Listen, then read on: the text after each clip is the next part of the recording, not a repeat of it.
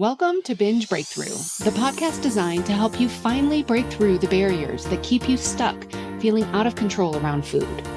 I'm Master Certified Coach Jane Pilger, and I want you to know that no matter how long you've been struggling or what you've tried, food freedom is possible, and I'm here to show you how.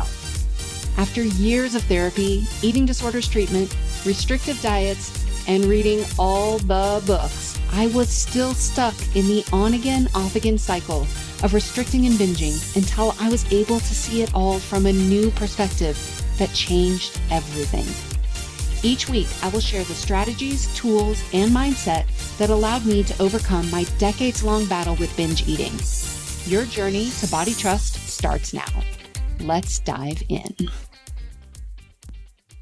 Hello, trusted listener. Welcome to Binge Breakthrough.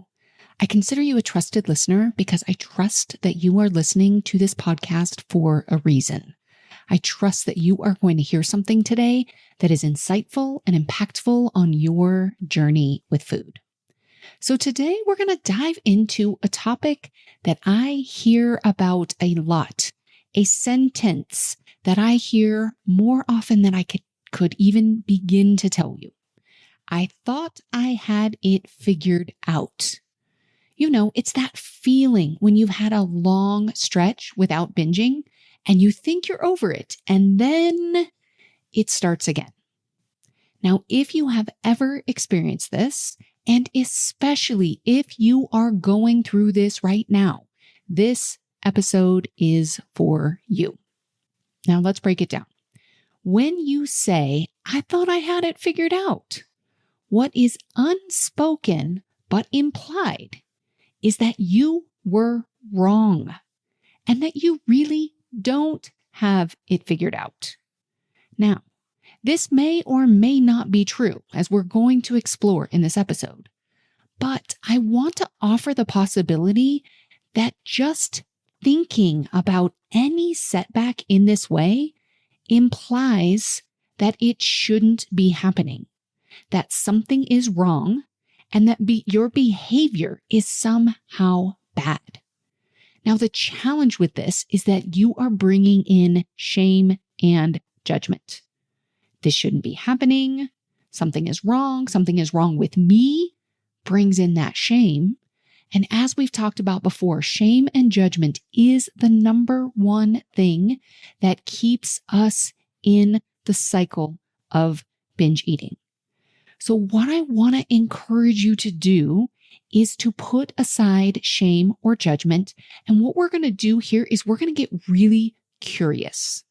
This is how we figure out what's going on. Remember, your binges are like lights on the dashboard. They tell us that something is going on under the hood. So if binge eating has returned for you, or your out of control episodes, your compulsive eating has returned, all that means is there's something going on under the hood that we need to look at. But shame and judgment are going to be that 50-pound weight that prevent you from looking under the hood. So the very first step before we even dive any deeper is we need to shift into curiosity so we can get that hood open to take a look at what's going on.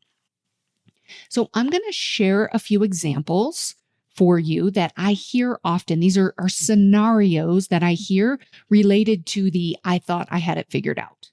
So as you listen to each example, I want you to think about your own personal experience. Is this something that you are currently experiencing right now, or perhaps you have in the past?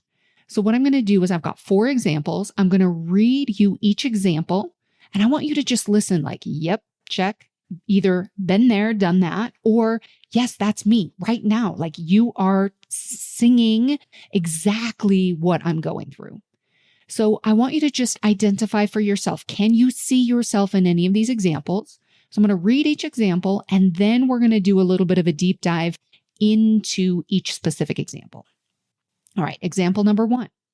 Several years ago, I made massive changes to my diet. I cut out all processed sugar and flour, or maybe some other foods or food groups, and I felt great. I lost a lot of weight. I had no cravings, and I want to get back there, but I can't seem to do it. All right, that's example number 1. Do you see yourself either now or in the past in this example? Okay, here comes example number 2. I was making progress. My binges had decreased in volume and in frequency, or maybe they even stopped altogether. But then something stressful happened in my life, and now they're back, and I can't stop. Do you see yourself in this one? Have you seen yourself in this one? Example number 3. I was making progress, and I was feeling really connected with myself and with food. And then I went on vacation, and I haven't been able to stop eating since I returned. Do you see yourself in this one, now or in the past? All right, last example. I was feeling very connected with myself and with food, and then I got sick. Ever since then, I've been turning to food for comfort. It's like once I started eating comfort foods, it opened the floodgates, and now I can't stop. Do any of these sound familiar to you? I bet they do, because I have heard them all many times, and I have experienced several of these for myself. All right, we're going to break each one down and really make sense of each one. All right, so for the first example, I've made massive changes to my diet in the past. I felt great, and I really want to get back there, but I can't seem to do it. I can't seem to repeat what I did in the past. Now, this one is often the fallacy of, it worked before. When you're thinking about cutting out food groups or limiting like the quantities or even the times that you eat. We tend to have this hindsight bias where we don't remember everything that was happening at the time. Now, only you can say what your experience was if this is you and you're thinking back on a time in the past.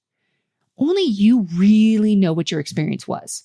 But I find that often when I ask a lot more questions about this specific scenario, things weren't really as great as we remember them.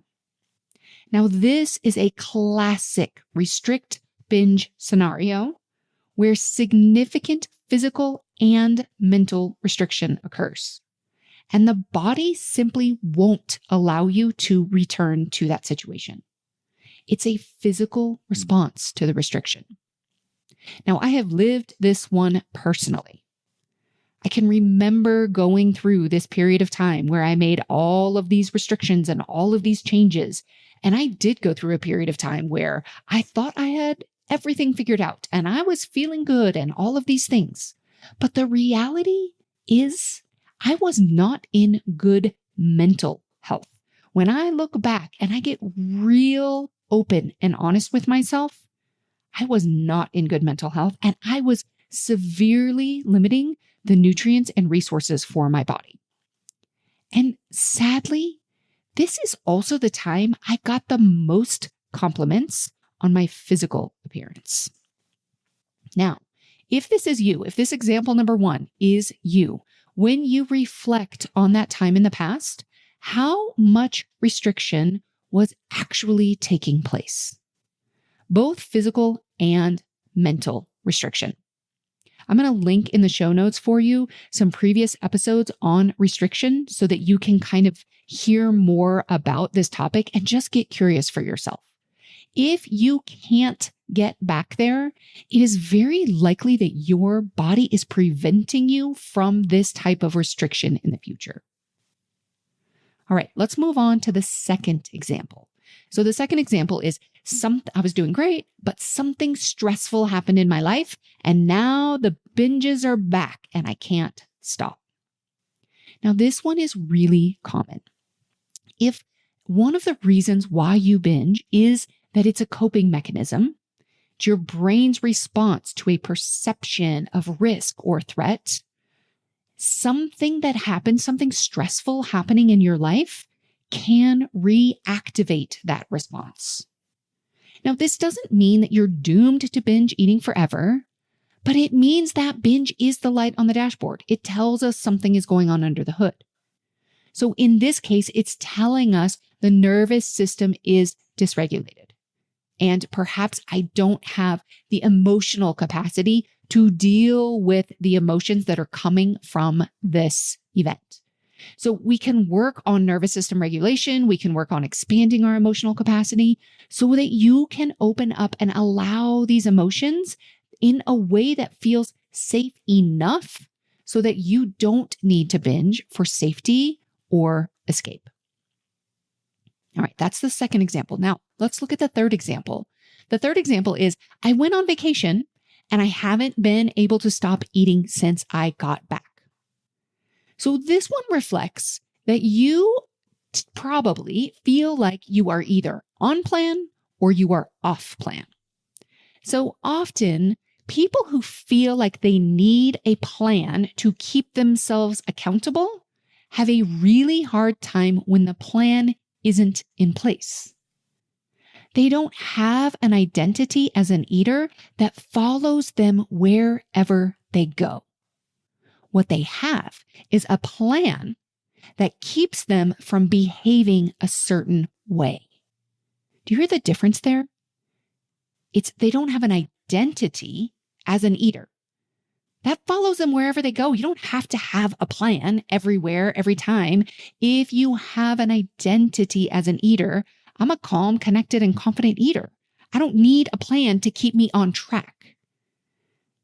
In general, people who think they need a plan, they think the plan keeps them from behaving a certain way. It keeps them from binging.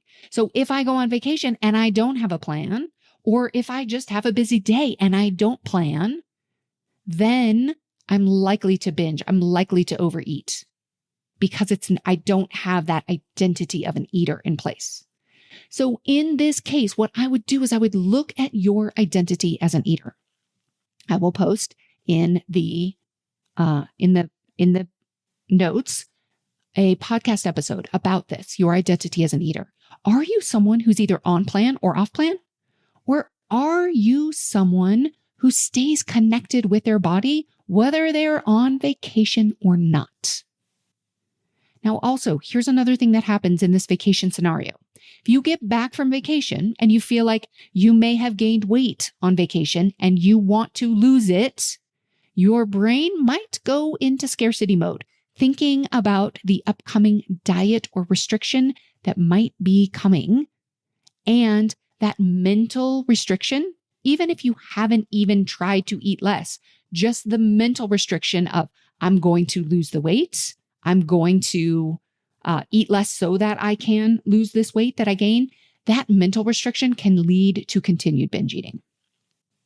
All right, our fourth and final example is I got sick. And ever since I got sick, I've been turning to food for comfort. It's like once I started eating comfort foods, it opened the floodgates, and now I can't stop. Now, this example also goes to your identity as an eater. Are you identifying certain foods as good or bad? Are you thinking that you shouldn't be eating certain foods when you aren't sick? Sometimes people will say, oh, okay, well, it's okay for me to eat these foods while I'm sick, while I need comfort, let's say, for example, a lot of people, when they get sick, they have no desire to eat vegetables. This makes sense to me because a lot of times your digestive system is not really working at full capacity. And you know what? To eat vegetables, your digestive system has to work pretty hard because of all of the fiber and the skin and all of the other things that happen with vegetables. So it makes sense that we don't crave those. We want foods that are more easily digestible. But if you're thinking you shouldn't be eating those foods if you're not sick, we get into this good and bad mentality around food. So this idea that once you start eating certain foods, it opens up the floodgates can be very common. But from my perspective, and after working with thousands of women, I can tell you for sure, it isn't the food itself that opens the floodgates. It's your belief that once you start, you can't stop. All right, so we've done a deep dive into each of these 4 examples, and I want you to think about your personal situation. When was the last time that you had a setback? A time when you thought, I thought I had it all figured out. What was your personal experience with it? So I want you to look back, look at these examples, look at each one that I've given you and how we've broken them down. Look for yourself. Can you see in your scenario how it makes sense? Can you identify what changed for yourself to go from feeling in control around food to not feeling in control? Now, when you look at this and you're trying to identify, okay, what happened? What changed? Here's what I want you to be very clear about. The vacation, the sickness, the challenging situation, or the dessert did not create the setback. Don't blame your external circumstances, because if you do, then you're stuck with something that you can't change, or you're stuck believing that every time you go on vacation, get sick, eat dessert, or have a stressful day at work, you're going to end up binging. This will keep you in the cycle. But instead, I want you to get clear on what you're thinking about yourself and your abilities in those situations.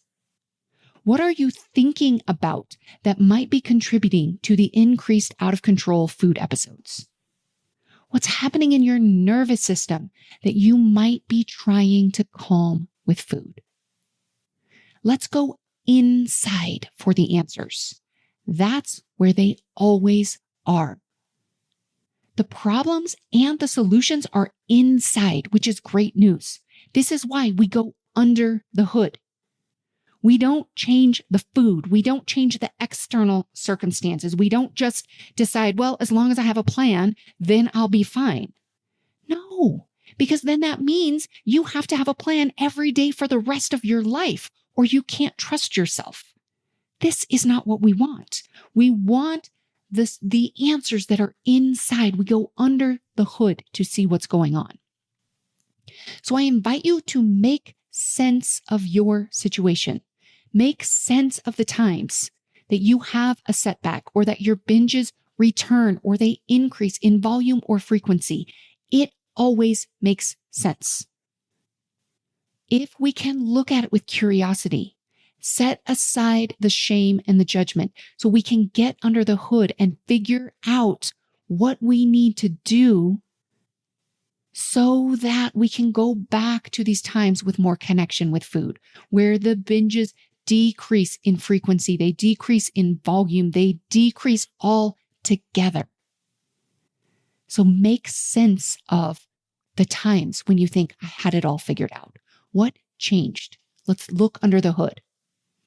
Now, I also want to invite you to be sure to tune in to next week's episode, because in next week's episode, I'm going to give you some practical tips on how you can look at your setbacks so that they don't keep you in the cycle of binging and feeling out of control around food. We're making sense of it today. We're looking under the hood. We're figuring out, oh, okay, yes, this makes sense. I want to go look at restriction. I want to look under the hood. I want to look at my nervous system. I want to look at my identity as an eater. And we're going to talk even more about setbacks. I want you to remember, setbacks are a normal part of any change process. We're going to dive deeper into the phases of change next week and why setbacks are actually an important part of your journey. We don't need to just hope that we never have any again. It's what we do with them that matters. So until next week, when we dive even deeper, I want you to know you always make sense. So if you are currently going through a setback, get curious about what's going on under the hood. Then you will know where to go to get yourself right back on course. All right, that's what I have for you today. I'll see you next week. Thank you for listening to Binge Breakthrough. If you would like personalized guidance, insight, and support to implement the tools, skills, and concepts you are learning on this podcast, I have just what you need. Cultivate an entirely new relationship with yourself and with food, alongside other women who know and understand your struggles. Coaching, connection, and change are waiting for you. Spots are limited, so sign up today. Find out more at janepilger.com/cultivate.